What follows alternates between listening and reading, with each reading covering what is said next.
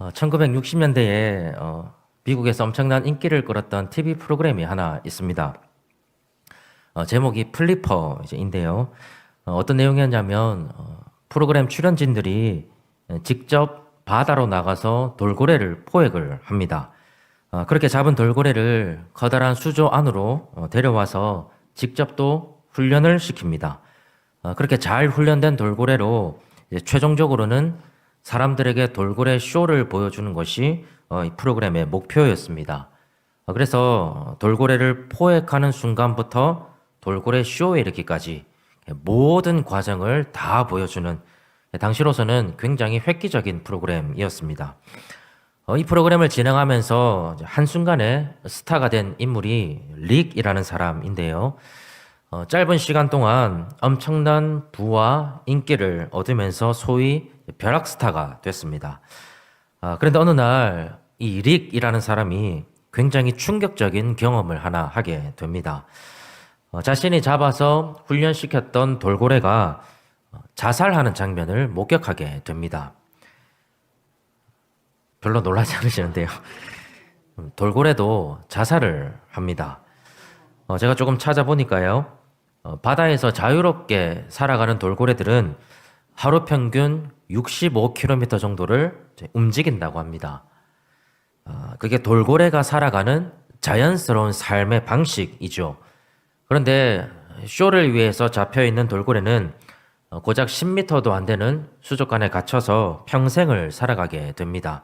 그래서 지능이 높은 돌고래들은 이런 현실을 견디지 못하고 자살을 선택하는 경우가 더러 있습니다. 이런 비슷한 일들이 계속해서 일어나면서 동물들을 그저 관상의 목적으로 가두어 두는 것이 옳은가 하는 논의가 생기기 시작했고요. 우리나라도 지난 2012년입니다. 서울대공원에서 돌고래 쇼를 중단하고 포획했던 돌고래를 제주 앞바다에 방류해 주기도 했습니다. 사실 돌고래뿐만 아니라 동물원에 갇혀 있는 다른 동물들도 마찬가지입니다. 넓은 초원에서 맹위를 떨쳐야 하는 사자가 동물원에서는 사육사가 던져주는 죽어있는 먹이만 먹으면서 살아갑니다. 그래서 사자라면 마땅히 가지고 있어야 할 야성을 완전히는 아니지만 조금씩 상실을 합니다. 그래서 우리는 어찌 보면 동물원에서 사자를 보고 있어도 실상은 사자를 보고 있지 않은 것과 마찬가지일 수도 있습니다. 사자가 가지고 있는 본래적인 모습은 아니기 때문입니다. 여러분, 돌고래가 자살을 선택하고 사자가 야성을 잃어버리는 것, 이 두 가지의 공통점이 뭐라고 생각하십니까? 저는 가두지 말아야 할 것을 가두어 버린 인간의 욕망이 빚어낸 비극이라고 생각을 합니다. 마찬가지로 우리가 신앙생활을 하면서 조심해야 할 것이 하나 있습니다. 바로 가두지 말아야 할 하나님을 우리의 생각과 틀 안에 가두어 버리는 실수입니다. 제가 질문 하나 드려보겠습니다. 하나님은 우리의 모든 기도에 응답하셔야 할까요? 하나님이 우리의 기도에 응답하지 않으신다고 해도 하나님은 하나님이십니다. 하나님을 믿기 시작하면 만사가 형통해야 될까요? 하나님을 믿은 후에 끊임없는 고난과 핍박이 밀려온다고 해도 하나님은 여전히 은혜로운 분이십니다. 내가 설령 병을 얻고 죽음을 맞이한다고 하더라도 하나님은 여전히 우리를 사랑하시는 분입니다. 다시 말하면 하나님께서 내가 생각하는 대로 움직이지 않는다고 해서 하나님 되심을 우리가 논할 자격은 요만큼도 없다는 점입니다. 자, 이런 맥락에서 우리가 하나님을 생각할 때 우리가 잊지 말아야 할 중요한 하나님의 특성이 하나 있습니다. 그게 오늘 설교의 제목이기도 한데요. 바로 하나님의 의외성입니다. 자, 조금 풀어서 말을 하면 하나님은 우리의 생각보다 훨씬 크셔서 우리의 생각 안에 가두어 둘 수 없다는 뜻입니다. 오늘 함께 읽은 사사기의 말씀은 이런 하나님의 의외성으로 가득 차 있습니다. 그래서 오늘 이 시간에는 사사 에옷을 통해서 우리의 생각을 뛰어넘어 역사하시는 하나님의 모습을 한번 살펴보려고 합니다. 특별히 우리 7여전도회 헌신 예배를 맞이해서 우리가 혹시 헌신이라는 의미를 우리의 생각과 틀 안에 가두어 두고 있지는 않은지, 또 하나님께서 원하시는 진정한 헌신의 모습은 무엇인지 우리 같이 한번 생각해보고 은혜를 나누고자 합니다.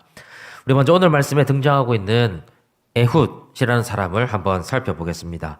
우리 15절 한번 보실까요? 자, 사사기의 기자는 에훗을 이렇게 설명을 하고 있습니다. 그는 곧 베냐민 사람 게라의 아들 왼손잡이 에훗이라. 자, 여러분, 얼핏 보기에는 그냥 에훗을 간단하게 소개하는 것처럼 보이는 이 한 구절 안에 우리가 쉽게 놓칠 수 있는 굉장히 중요한 의미가 하나 숨어 있습니다. 15절 다시 한번 보실까요? 자, 오늘 말씀은 에훗이 어떤 지파라고 말씀합니까? 베냐민 지파라고 하죠. 그런데 베냐민이라는 뜻이 중요합니다. 자, 히브리어로 벤이라고 하는 말은 아들이라는 뜻이고요.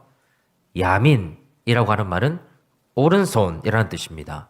그래서 벤이라는 말과 야민이라는 말이 붙어서 베냐민이라고 하면 오른손의 아들이라는 뜻을 가지고 있습니다. 자, 여러분 유심히 잘 한번 보십시오. 자, 성경은 에훗이라는 사람을 지금 어떻게 설명하고 있는가 하면 베냐민, 즉 오른손의 아들이라고 불리는 지파에서 태어난 왼손잡이인 사람으로 설명을 하고 있습니다. 자, 그런데 이제 왼손잡이였다는 것도 이제 원문을 보면 해석이 좀 달라집니다. 자, 한글 성경은 왼손잡이라고 번역을 했지만 원문을 그대로 번역을 하면 오른손에 제한이 있는 이런 뜻입니다. 자, 그래서 에훗은 오른손도 멀쩡하고 왼손도 멀쩡한 상태에서 왼손을 더 잘 쓰는 일반적인 왼손잡이가 아닙니다. 자, 그것보다는 오른손을 쓸 수 없는 장애를 가진 사람이었을 가능성이 굉장히 큽니다. 그래서 의미를 조금 더 분명히 하면 오른손의 아들이라고 불리는 지파에서 오른손에 장애를 가지고 태어난 사람, 그 사람이 바로 에훗이라고 성경은 이야기하고 있다는 점입니다. 여러분, 성경에서 오른손, 오른쪽이라는 단어가 어떤 의미인지 다들 잘 알고 계실 텐데요. 성경의 몇 구절만 한번 살펴봐도 오른손이 어떤 의미를 가지고 있는지 한눈에 파악할 수 있습니다.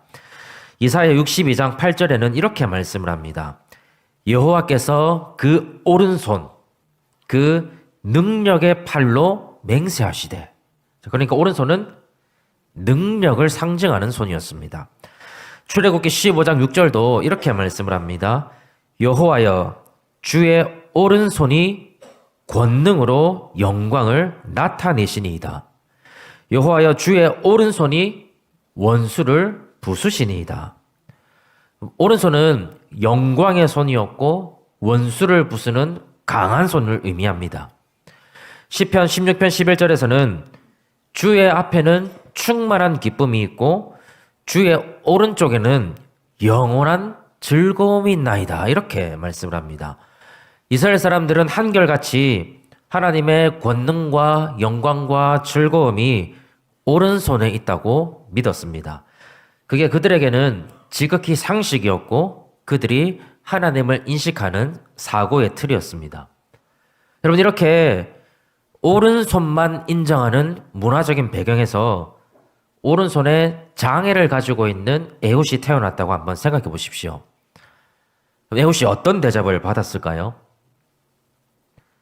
얼마나 서글픈 인생이었을지 여러분 그려지지 않으십니까?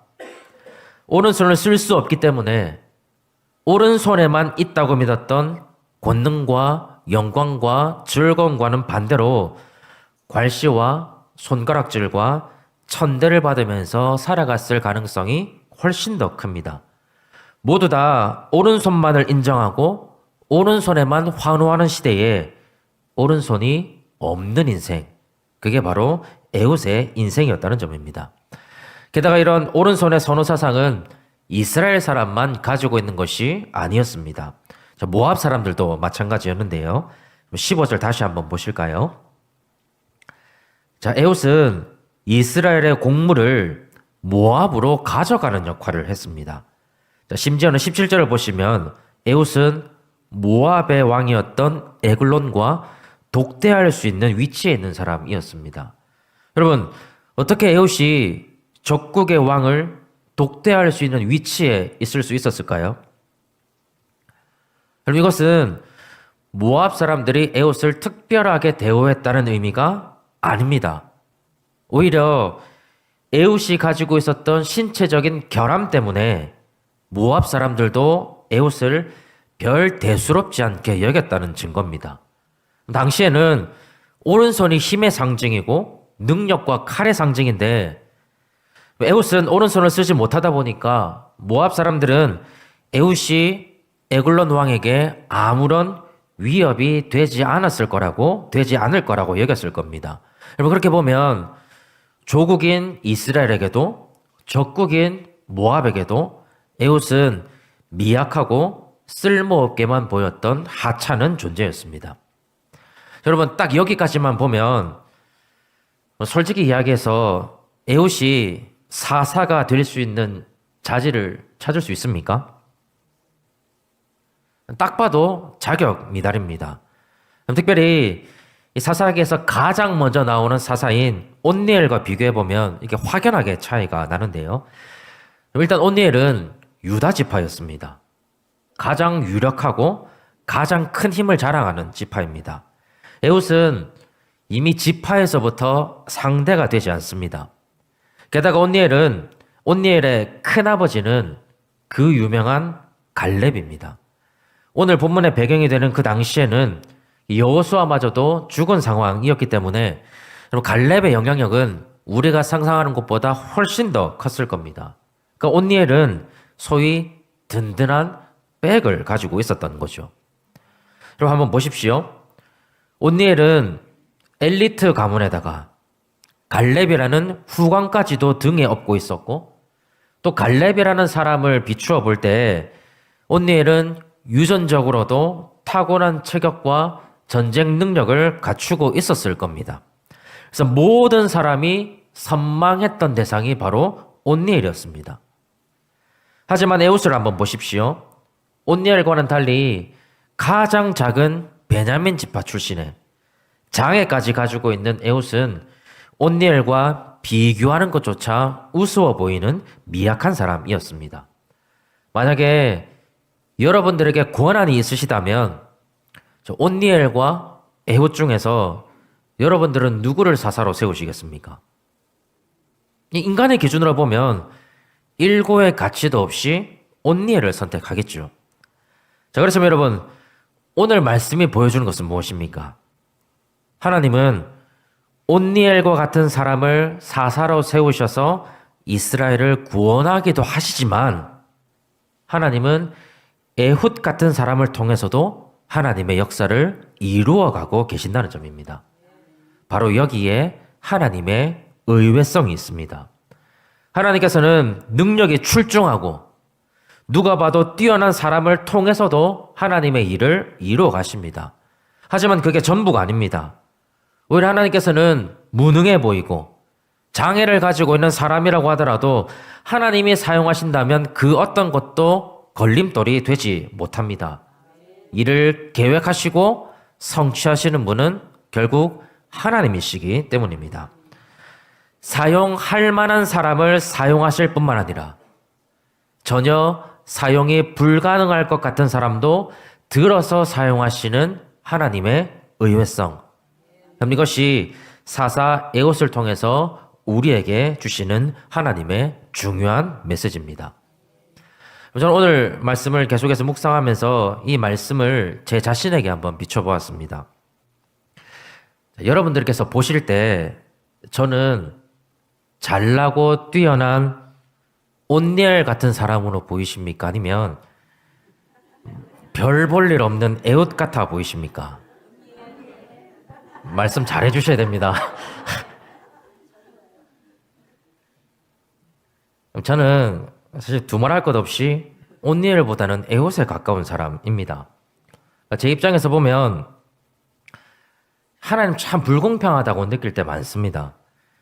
제 동기들을 보면 어떤 사람들은 몇 대째 예수님을 믿는 집안에서 태어나서 집안에 목사님도 많고 장로님들도 많고 권사님들도 많고 신앙적으로 큰 뿌리를 가지고 있는 집안들도 있는데 저는 저희 어머니가 신앙의 이제 출발점이셨고요.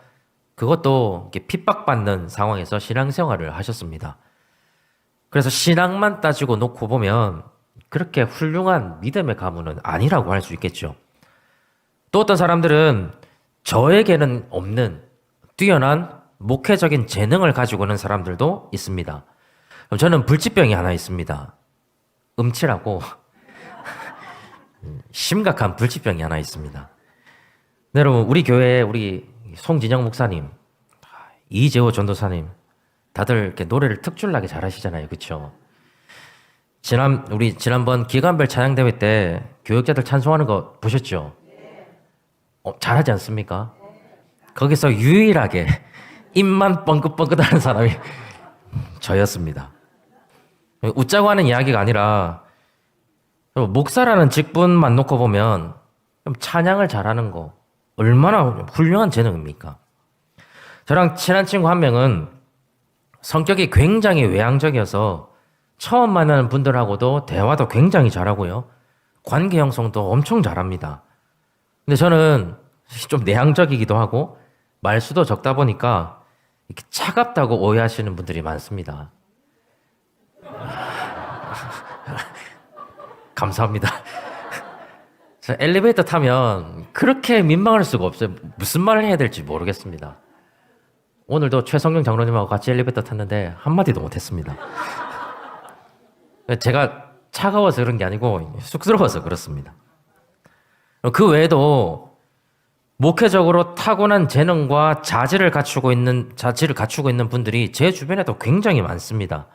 그런 사람들 딱 앞에 서면 저는 감히 저의 오른손을 내밀 수 없는 에웃에 불과하다고 느껴질 때가 있습니다. 여러분, 정말 하나님께서 그런 뛰어나고 탁월한 사람들만 사용하신다면 아마 저는 이 자리에 있지 못할 겁니다. 그들에 비하면 아무것도 내세울 것 없는 제가 어떻게 이 자리에서 하나님의 말씀을 들고 하나님의 말씀을 증거할 수 있겠습니까? 참 신기하고 놀라운 것은 멋지고 훌륭한 그런 오른손을 가진 사람들 사이에서 비록 내세울 것이 없는 온전하지 못한 오른손이지만 하나님께서는 이 자리에서 하나님의 말씀을 선포할 수 있도록 저를 인도하셨고 지금 이 순간에도 저를 사용하고 계십니다. 그래서 저는 저 스스로를 하나님의 의외성이라고 믿습니다. 하나님이 나 같은 사람도 사용하시는구나. 하나님께서 나 같은 사람을 통해서도 일하시고 영광 받으시는구나. 여러분 이 사실이 저에게 얼마나 감사하고 행복한 일인지 모릅니다. 사랑하는 여러분, 하나님 앞에서 어떤 사람이 사용받을 수 있을까요? 경제적으로 여유가 있고 좋은 학력을 가지고 있고 선망의 대상이 되는 직업을 가지고 있다면 하나님 사용하실까요? 여러분 그게 하나님이 사용하시는 조건이 될 수 있겠습니까? 누군가에게 자랑할 만한 신앙의 간증거리가 있고 그래서 때로는 말로는 설명이 안 되는 신비로운 일들을 많이 경험하면 하나님이 그 사람을 사용하신다는 증거가 될 수 있을까요? 그건 우리의 생각일 뿐입니다. 우리는 때로 지극히 인간의 기준으로 우리에게 어떤 훌륭한 것이 있어야만 하나님이 사용하신다고 생각할지도 모르겠습니다. 그러다 보면 부족하고 미약한 나를 통해서 일하기 원하시고 영광받기 원하시는 크고 놀라우신 하나님을 우리 스스로가 가두어 버릴 수 있습니다. 만약에 하나님도 세상과 똑같다면 유다 지파나 에브라임 지파와 같은 크고 유력한 지파에서 건장하고 외모도 훌륭하고 전쟁 실력까지도 갖춘 뛰어나고 잘난 사람만 사용하셔야 됩니다. 모든 사람이 여호수아 같아야 하고 모든 사람이 모세 같아야 합니다. 그렇지만 하나님은 우리의 생각과 다릅니다. 모든 사람이 오른손에만 능력이 있다고 이야기하고 오른손에만 강함이 있다고 생각할 때 하나님은 오른손이 온전하지 않은 에옷을 사용하십니다. 왜냐하면 능력과 강함이 사람에게 있는 것이 아니라 그 사람을 사용하시는 하나님께 있기 때문입니다. 그래서 우리에게 어떤 주목할 만한 재능이나 능력이 없다고 해서 오늘 말씀을 빌리자면 이 시대가 인정하고 환호하는 어떤 오른손이 없다고 해서 여러분 실망할 필요는 전혀 없습니다. 때로는 경제적인 여유는커녕 빚이 산더미처럼 쌓여 있고 많이 배우지도 못하고 그냥 평범하게 살아간다고 해서 움츠러들 이유는 전혀 없습니다. 하나님은 도리어 우리에게 있을지도 모르는 궁핍함이나 질병이나 실패를 통해서라도 하나님의 일을 이루어 가시기 때문이죠. 15절 다시 한번 보십시오. 자, 한글 성경도 그렇고 영어 성경도 그렇고 대부분의 번역된 성경이 놓치고 있는 단어가 하나 있습니다. 자, 15절 후반부는 이렇게 말씀을 합니다. 이스라엘 자손이 그를 통하여 모압 왕 에글론에게 공물을 바칠 때에.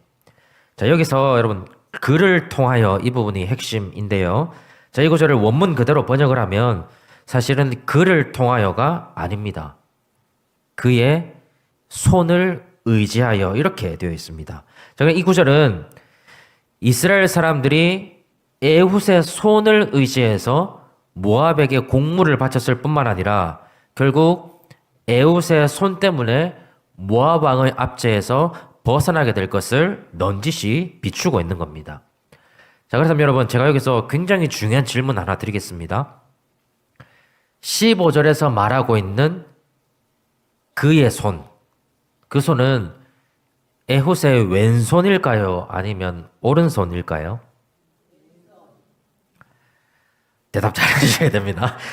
자, 하나님은 에훗의 어떤 손을 사용하셔서 에글론의 압제에서 벗어날 수 있는 기회를 만드셨을까요? 설교가 지금 꼬이고 있습니다. 에훗의 왼손입니까, 여러분? 에훗의 오른손입니까? 큰일 났네. 자, 여러분, 우리가 하나님께서 에훗의 왼손을 사용했다고 생각하면 이 행간에 담아두신 하나님의 의도를 우리가 이렇게 절반도 이해하지 못하는 것이 되고 맙니다. 자, 어떤 사람들은 에훗이 왼손잡이였기 때문에 왼손을 굉장히 잘 다루었고 그래서 오히려 오른손보다도 뛰어난 왼손, 잘 갈고 닦은 왼손으로 이스라엘을 구했다고 생각하는데 여러분, 그건 성경의 흐름을 완전히 놓치고 있는 해석입니다. 하나님께서 남부럽지 않게 오히려 남들보다 뛰어난 에훗의 왼손이 아니라 장애를 가지고 있던 그 오른손, 업신여김을 당하고 불필요하게 여겨졌던 바로 그 오른손을 사용해서 하나님의 구원을 이루어 가고 계십니다. 이것이 바로 하나님의 의외성이라는 점입니다. 우리가 이 사실에 근거해서 헌신이라는 말을 다시 한번 정립할 필요가 있을 것 같습니다. 제프 벤더스텔트가 쓴 복음의 언어라는 책을 보면 이런 말이 나옵니다. 하나님은 우리를 통해서 일하시지만 우리의 능력을 의존하지는 않으신다. 굉장히 중요한 말입니다. 우리는 하나님께서 나의 능력을 사용하신다고 착각하기 쉽습니다. 나의 재능, 나의 능력, 나의 잘남을 사용한다고 생각하지만 그럼 한번 생각해 보십시오. 하나님께서 뭐가 부족해서 우리의 능력에 의존하시겠습니까? 하나님은 우리의 능력이 아니라 그저 우리를 사용하고 싶은 것 뿐입니다. 우리가 되찾아야 할 헌신의 의미는 자랑할 것 없고 내어놓을 것 없고 오히려 하나님의 일에 방해만 될 것 같은 나를 하나님께서 사용하겠다고 부르실 때에 그 부르심에 아멘으로 화답하는 것이 헌신입니다. 그래서 내가 뭘 할 수 있고 내가 뭘 가지고 있는지가 헌신에 있어서는 그렇게 중요하지 않습니다. 핵심은 나를 사용하겠다고 하시는 하나님의 부르심에 있기 때문입니다. 하나님은 오늘 이 시간에 우리 7여전도회 헌신 예배를 통해서 이 자리에 계시는 모든 분들을 하나님 앞에 헌신자로 부르고 계십니다. 대신 오해는 하지 마십시오.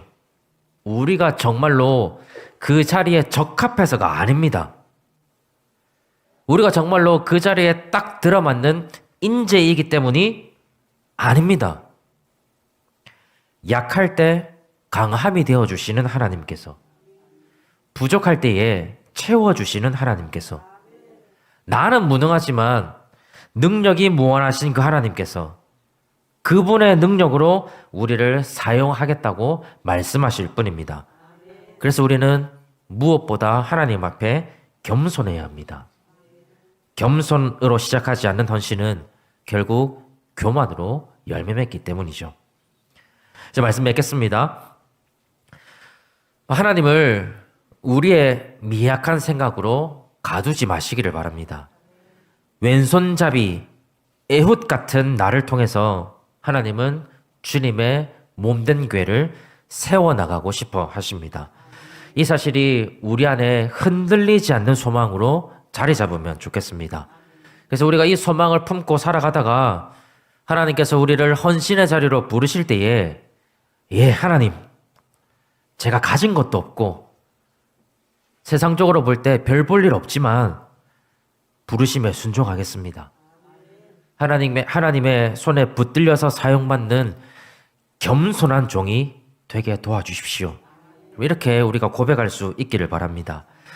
여러분, 그래야 해서 이렇게 하나님의 사람도 너무 많이 필요하고 해야 할 일도 너무나도 많은 이 시대에 하나님의 손에 온전히 붙들려서 주님의 교회와 하나님의 영광을 위해서 에훗처럼 멋지게 사용받으시는 하나님의 귀한 용사들이 다 되시기를 주님의 이름으로 간절히 축복합니다.